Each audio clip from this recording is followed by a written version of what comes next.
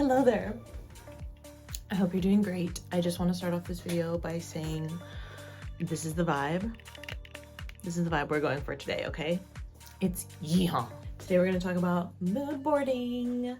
And honestly, I just want to say, like, you can start a mood board at any time of the year. It doesn't have to be like your goals for 2026. It doesn't have to be exactly right either. Like, you can change your mood board as you go, like throughout the year, you can like change it up. So in the first half of this video, I'm going to talk about steps on how to make a mood board and like the process. And then in the second half is when I'm going to show you my mood board. So if you're not really interested in like learning how to make one, you can just skip ahead.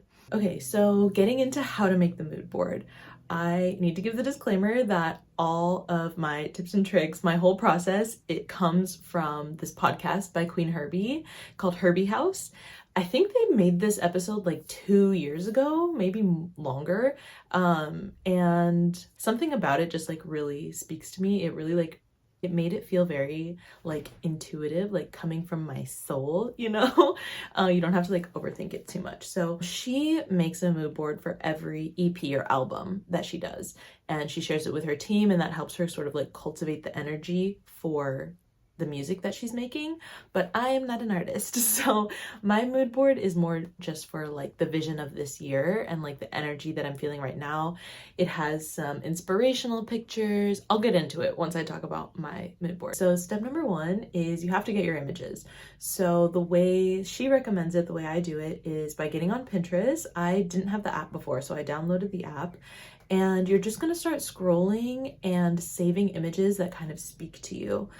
Anything that kind of like looks interesting or feels good or sparks some kind of like inspiration within you, you just save it and like don't think too deeply about it. I think she says like save 50 to 100 photos just as kind of like a energy dump. In terms of the theming, building the theming around your mood board, the idea is that you have 2 sides to it that are sort of contrasting languages or aesthetics that don't typically come together, and then they sort of blend in the middle. So for example, I think the last one I did was one side was like divine feminine energy, and it was a lot of like pinks and pearls and ethereal images. And then the other side was more like badass witchery vibes. And it had carnivorous plants and pictures of sort of mind-bending illusion art and darker colors, right? And then in the middle, it kind of blended together.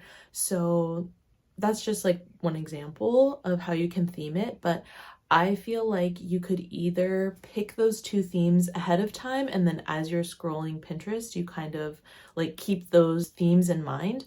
Or if you're coming into it with no concept at all of what you want the themes to be, you literally just like let yourself scroll, save images. Not all of them are going to fall under either of the categories, but eventually I think you kind of find your colors and your themes and your energy. So let's say you have like 50 to 100 photos in your Pinterest board. You can go through there over the course of like a few days. Sometimes I'll just scroll through it and delete photos that don't feel right so that you can narrow it down to like 20 to 30 photos that you want to incorporate in your board. So you have your photos, you have your general theming for your mood board.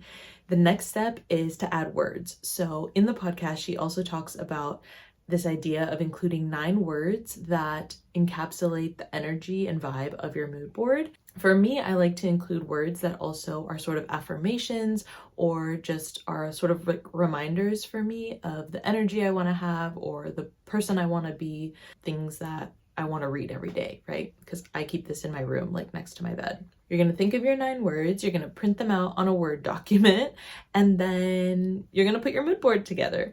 Print all your pictures out. I think I did mine at Walgreens. And I do my mood board on like a black foam board.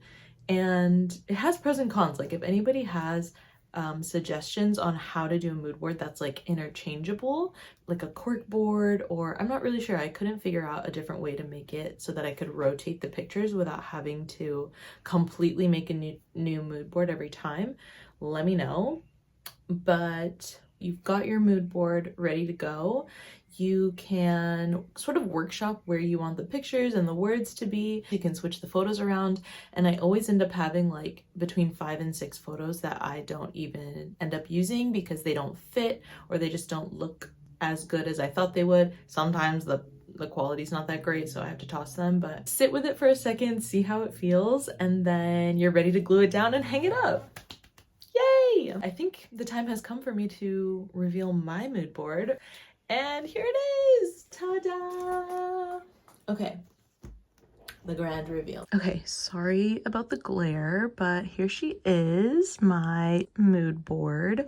I don't think I want to walk through every single picture on this, but I will talk about like the two sort of themes that I brought together. So this side is like my tropical wonder side, and this side is more sophisticated visionary side. So you'll see that I didn't exactly follow the rule. Like I have more than 9 words on here.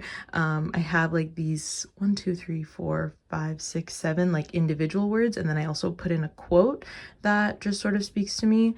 A few other things that I like to do that are different from what's talked about in the podcast. I always like to include a picture that I took myself. So this one's not from Pinterest. This is a picture of a bed and breakfast that I stayed in Brazil, and I just love the aesthetics of this place. I love how I felt inside it. It's good inspo for like travel. I want to return here someday. It's just like there was so much about this place that was inspiring for me, so that's why I included this one. And then I also always like to include a picture of myself at a time where I was in a good headspace. This is a picture from Australia on New Year's Eve, and we were on a trip that we had planned for a really long time, and it was just an adventurous version of myself. So I also included that. Bretman Rock is here because first of all, he's Filipino, but also when I think about him, I think about how healthy he is, and his videos are always like him eating fruit and like being creative, being outside gardening or like taking care of his animals. And so I put him on here as a reminder to like, at least girl, drink some water and like hit all the food groups, you know? What else is on here? I have this picture of the Ironman finish line. I'm not gonna do an Ironman this year, but I would like to do one within the next 5 years. So, oh, a half Ironman, let me be specific. I don't know if I'll ever do a full Ironman, but I'd like to do a half Ironman sometimes. So I have this on here so that I just keep thinking about it. Maybe I'll do a smaller triathlon this year. The 100K is a goal for both finance and content creation, so I keep that on here. And then the rest of these are sort of more like aesthetic vision, and yeah, just like pictures that make me remind me of certain things or make me feel good. So The 4 Agreements is a book that is really like special to me, and if you haven't read it, I highly recommend. But the 4 Agreements are also sort of like a good mantra and reminder that I like to look at every day. Okay, well, I think that's it. All right, y'all. Well, I think that's all I've got. I hope you had a great time dreaming about your mood board. And if you have any questions or suggestions, please leave them down below in a comment. And yeah, happy mood boarding. I'll see you next time. Bye.